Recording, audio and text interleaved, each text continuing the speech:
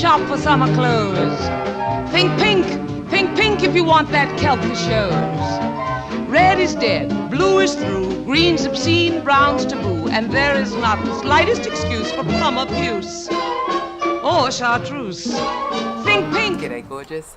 So this is the first video blog I've done since I got back from overseas, and so one of the things that I'm due to talk to you about is about what happens when you decide you want to make some changes in your career.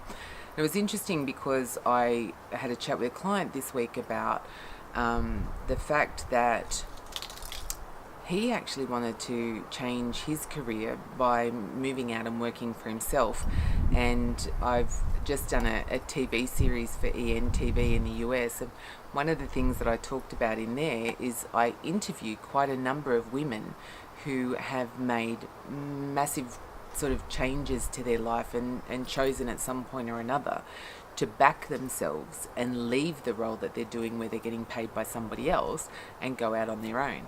And it's not an easy decision to make.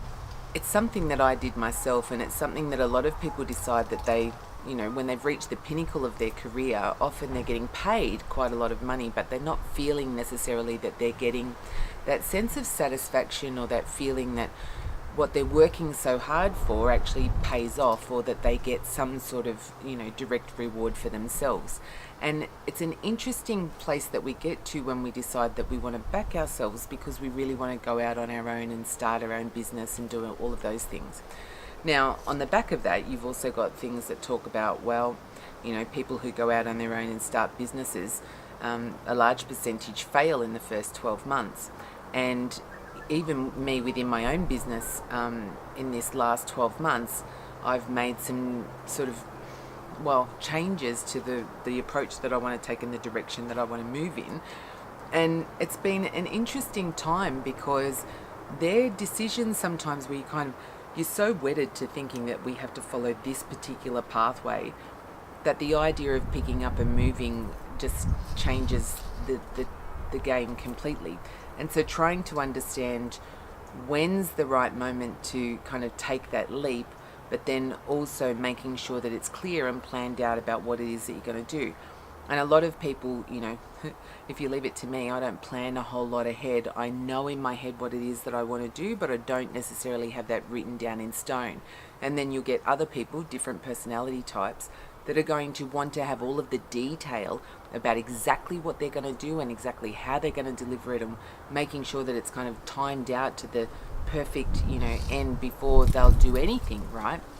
So I was talking to this particular client about understanding that in any business, we actually need to make sure that we've covered off on the 8 different, well, depending on which way you cut it, there's a quadrant about personality types, and we can cut it up into 4, 8 or 16 based on a number of different parameters. And any of you have ever done any Myers-Briggs or extended disc or any of those things will understand what I mean. And with clients, I talk about the fact that if in any business, out of that kind of quadrant, you have to be able to have, there's really 8 areas that you're going to cover, and you need 3 people at a minimum who cover off the different areas to make sure that you're going to be able to cover off all the business needs in terms of the personality approaches. Now, why is that? Making that a distinction is really important, because if you don't, you tend to recruit people who are like you.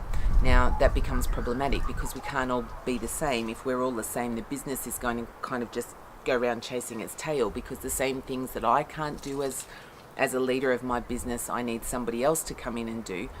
If I don't accurately map out who it is that I've got and what I need, then I don't have any understanding about what gap I'm trying to fill. And if I don't fill that gap, then there are parts of this that get missed.